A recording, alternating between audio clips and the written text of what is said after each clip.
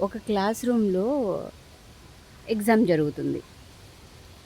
So, దాంట్లో ఒక question ఇచ్చారు. ఏమంటే జగన్నాథ్ టెంపుల్ ఎక్కడుంది అని. సో, ఒక అబ్బాయి దానికి ఆన్సర్ ఇచ్చాడు. పూరీలో ఉంది అని. సో, వాడి వెనక ఉన్న అబ్బాయి మనలాంటోళ్ళే. ఓకే. వాడేం చేశాడంటే, అచ్చా! వీడు పూరి రాసాడు కదా!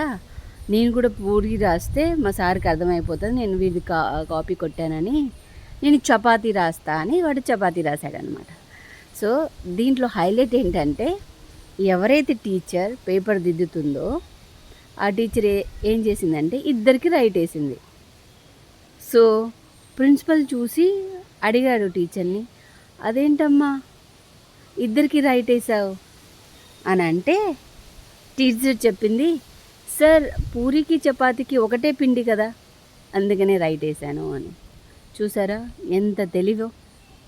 ఇలాంటి తెలివిగల్లోళ్ళు ఉన్నారు కాబట్టే మన దేశం చాలా బాగుపడుతుంది.